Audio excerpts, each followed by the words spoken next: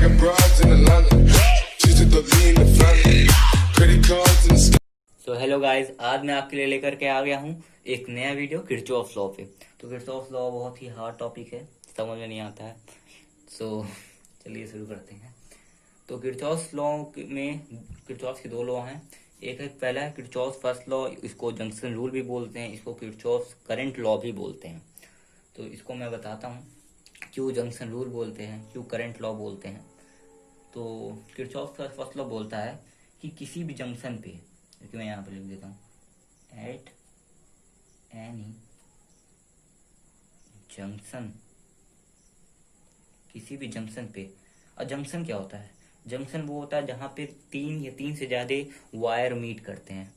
यहाँ मैं लिख देता हूँ, where 3 or more wire meets.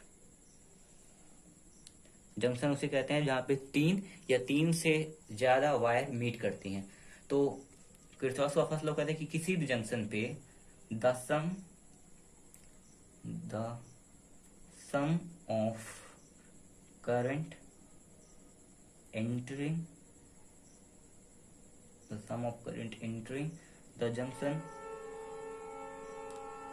the sum of current entering the junction per second is equal to the sum of current leaving the junction per second। तो Kirchhoff first law कहता है कि किसी भी जंक्शन पर सेकंड जितना current enter करेगा उतना ही करंट पर सेकंड उस जंक्शन से लीव करेगा। जैसे कि मैं आपको बताता हूँ, मान लीजिए कि ये देखिए, जैसे कि ये हमारा एक वायर है, ये हमारा एक वायर है ऐसे करके, और एक हमारा ये वायर है, ठीक। तो ये हमारा एक जंक्शन हो गया। क्यों? क्योंकि देखिए यहाँ पे एक ये वायर मीट कर रहा है, एक ये वायर मीट कर रहा है, एक ये वायर मीट कर रहा है, और एक ये वायर मीट कर रहा है। तो तीन या तीन से ज्यादा वायर जहाँ मीट करते हैं उसे जंक्शन कहते हैं। तो ये हमारा एक जंक्शन हो गया,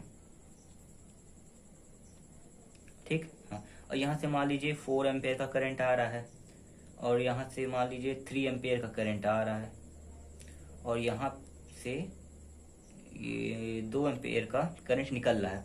तो यहाँ पे अगर हम किरचॉफ फर्स्ट लॉ लगाएं तो हमें यहाँ पता करना है कि कितना करंट यहाँ से निकल रहा है। तो अगर हम यहाँ पे किरचॉफ फर्स्ट लॉ लगाएं या किरचॉफ करंट लॉ लगाएं तो हमें ये पता चल जाएगा। क्यों?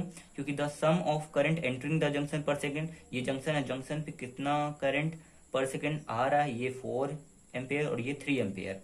तो 4 ampere plus 3 ampere is equal to the sum of current leaving पर सेकेंड, कितना एम्पेयर करंट इस जंक्शन से लीव कर रहा है। तो ये 2 एम्पेयर हो गया, और ये हमने मान लिया x एम्पेयर है। तो 2 एम्पेयर प्लस x एम्पेयर, तो ये हमारा हो गया 7 ampere, 2 ampere plus x ampere. तो इस 2 एम्पेयर को हमने इधर भेज दिया, तो x की वैल्यू हमारी आ गई 5 एम्पेयर। तो इसे हमें बहुत आसानी से निकाल लिया कि कितना करंट यहाँ इस जंक्शन से लीव करेगा, ठीक। अब इसको बहुत लोग ऐसे भी बोलते हैं, यहाँ पे मैं पॉइंट लिख देता हूँ कि इसको बहुत लोग ऐसे भी बोलते हैं कि जो जंक्शन किरचॉफ फर्स्ट लॉ होता है उसका मतलब होता है कि the total sum means sum of current at junction is equal to 0, कि जो सम ये करंट का सम होता है वो 0 होता है। जैसे कि मैं इसी एग्जांपल को इस तरीके से बताता हूँ। तो यहाँ पे लेकिन इसमें 2 कंडीशन होते हैं। पहला कंडीशन, यहाँ पे पहला कंडीशन होता है कि जो करंट एंटर होता है उसको हमने पॉजिटिव लेते हैं। Current entering in is taken has positive, और जो करंट लीव करता है, current leaving is taken as negative. इसमें दो कंडीशन होता है। ये हम इस हिसाब से जब किरचॉफ फर्स्ट लॉ डिफाइन करते हैं तो इसमें हमें दो कंडीशन दिया रहता है। पहला, current entering is taken as positive, जो करंट एंटर कर मतलब जैसे कि ये 4 एम्पेयर एंटर कर रहा है जंक्शन पे और ये 3 एम्पेयर भी एंटर कर रहा है, तो इन दोनों को हम पॉजिटिव लेंगे, और जो लीव कर रहा है जैसे कि 2 एम्पेयर तो इसे हम नेगेटिव लेंगे। तो इस हिसाब से अगर हम सॉल्व करें तो मैं यहाँ पे दिखाता हूँ। यहाँ पे हमें टोटल दिया है तो हमें मतलब इसका मतलब सम करना है। तो सम क्या करना है, मतलब ये अंदर हो रहा है मतलब ये एंटर कर रहा है तो इसे हम पॉजिटिव लेंगे। तो 3 एम्पेयर प्लस 4 एम्पेयर ये भी एंटर कर रहा है तो इसे पॉजिटिव लेंगे, लेकिन ये लीव कर रहा है तो इसे हम नेगेटिव लेंगे, तो मतलब -2 एम्पेयर। और फिर ये भी हमारा लीव कर रहा है तो ये भी हमारा हम लेंगे -x ampere is equal to 0, क्योंकि हम जो जंक्शन पे जितना करंट लीव करता है और जितना एंटर करता है सबका सम 0 लेते हैं। तो जब हम इसे सॉल्व करेंगे 3 + 4 -2 is equal to 5 ampere -x is equal to 0, x को इधर भेज दिए तो x ये आ गई 5 एम्पेयर। तो हम किसी तरह भी सॉल्व कर सकते हैं। तो इसमें जब हम इस तरीके से सोल्व करेंगे तो हमें दो कंडीशन ध्यान में रखना पड़ेगा कि जो करंट एंटर कर रहा है जंक्शन पे उसे हम पॉजिटिव लेंगे, जो करंट लीव कर रहा है उसे हम नेगेटिव लेंगे। और अगर इस तरह करते हैं तो हमें बस इतना ध्यान देना है कि the sum of current entering the junction पर second is equal to the sum of current leaving the junction पर सेकेंड। अब बहुत जगह पूछता है कि जो किरचॉफ फर्स्ट लॉ होता है वो किस फंडामेंटल लॉ पे बेस्ड है। तो यहाँ पे मैं लिख देता हूँ, यहाँ पे स्टार बना के, कि बेस्ड ऑन फंडामेंटल लॉ। किस फंडामेंटल लॉ पे किरचॉफ फर्स्ट लॉ बेस्ड है। तो ये इसका हमारा आंसर होगा, ये बोर्ड में बहुत बार पूछता है, principle of conservation of charge. इसका मतलब ये हुआ कि charge can nether be created nor be destroyed. तो जितना ये देखिए जैसे कि यहाँ पे जितना चार्ज एंटर कर रहा है पर सेकंड उतना चार्ज लीव कर रहा है पर सेकंड। इसका मतलब कि चार्ज कहीं पे वेस्ट नहीं हो रहा है और चार्ज कहीं पे प्रोड्यूस नहीं हो रहा है। इसका मतलब यही हुआ कि जो ये प्रिंसिपल है वो कंजर्वेशन ऑफ चार्ज पे बेस्ड है। तो अब हमारा आता है किरचॉफ का सेकंड लॉ, तो हम यहाँ लिख देते हैं। तो ये हमारा लिखा है किरचॉफ सेकंड लॉ। अब इसे भी इसका भी दो और नाम है, तो मैं यहाँ ऐसे लिख देता हूँ। इसका दूसरा नाम जो है वो है loop rule.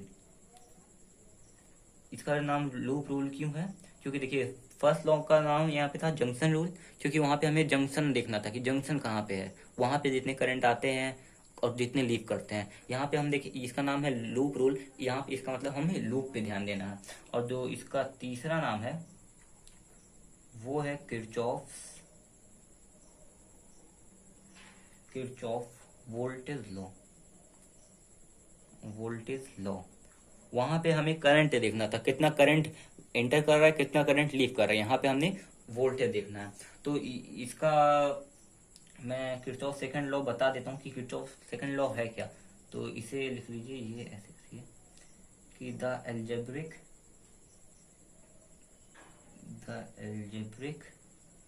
Some of change in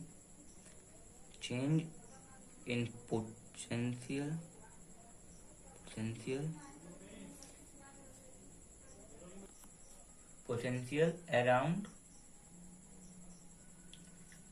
a closed इसको अंडरलाइन कर लीजिएगा, ये जरूरी है। क्लोज्ड लूप इज जीरो, इसे भी अंडरलाइन कर लीजिएगा, ये और ये जरूरी है। इसे मैं इसलिए जरूरी कह रहा हूं क्योंकि जो लूप रहना चाहिए वो क्लोज रहना चाहिए। किरचॉफ सेकंड लॉ के लिए जो लूप रहना चाहिए वो क्लोज रहना चाहिए, और जो एल्जेब्रिक सम होता है पोटेंशियल का वो होता है 0। तो इसे में इसका मतलब क्या होता है कि जो इसका सम होता है change in potential, sum of change in potential आपका 0 होता है। Sum of change in potential 0 होता है। इसे मैं एक एग्जांपल दिखा देता हूँ ऐसे करके।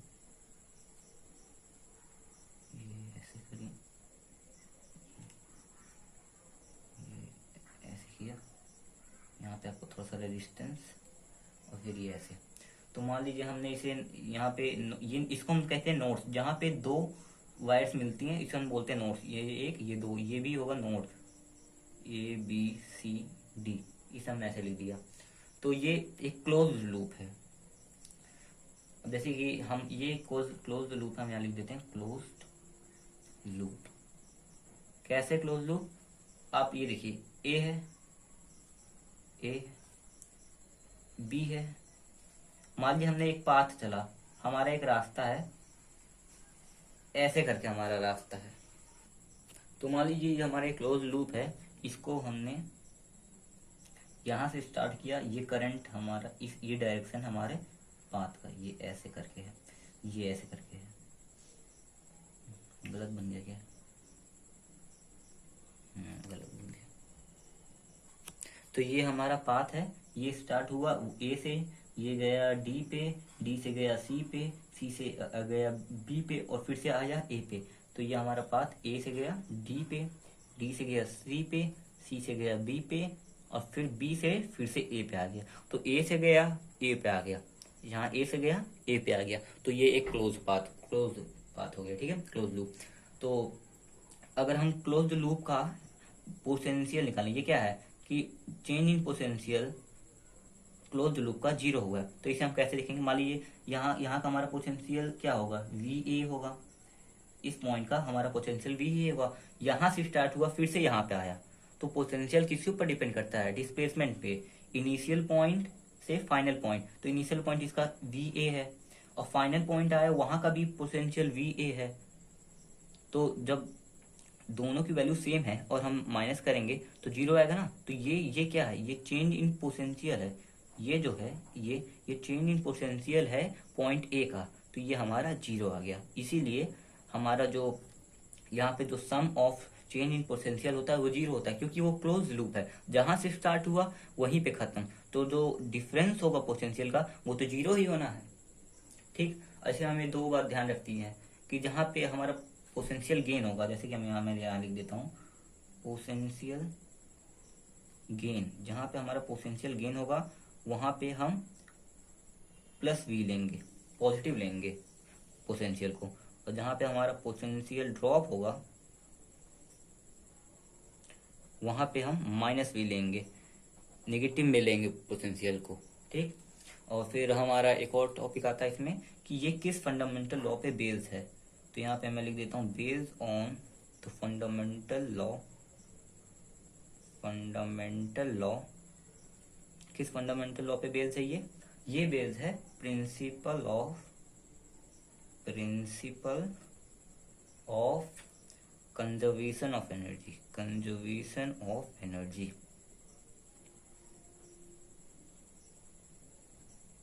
ये किस पे बेस्ड है? ये बेस्ड है principle of conservation of energy. और किरचॉफ फर्स्ट लॉ किस पे बेस्ड था?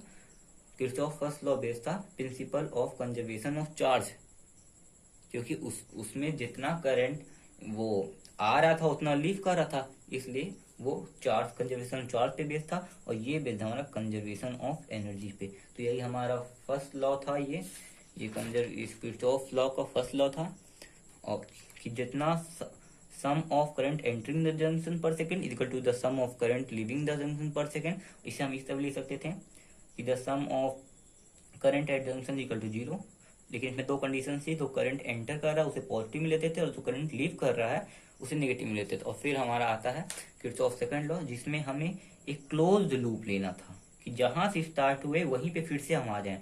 तो जहां से स्टार्ट हुए वहां का हम और जहां फिर से गए उसी जगह पे, तो दोनों जगह का पोटेंशियल जो होता है वो तो सेम होता, इसलिए जो पोटेंशियल डिफरेंस है वो 0 होगा। तो वही जो इसका मतलब यही हुआ कि जो सम होगा पोटेंशियल डिफरेंस का वो 0 होगा। और ये बेस्ड है fundamental law of principle of conservation of energy पे। तो यही हमारा था। और अगर आपको किरचॉफ लॉ पे क्वेश्चंस, इंपॉर्टेंट क्वेश्चंस पे वीडियो चाहिए तो आप लोग कमेंट कर दीजिएगा, मैं उसको बनाऊंगा। वैसे मैं देखूंगा 2-3 दिन में हमारा वो वीडियो आ जाएगा। सो पढ़ते रहिए। Thank you.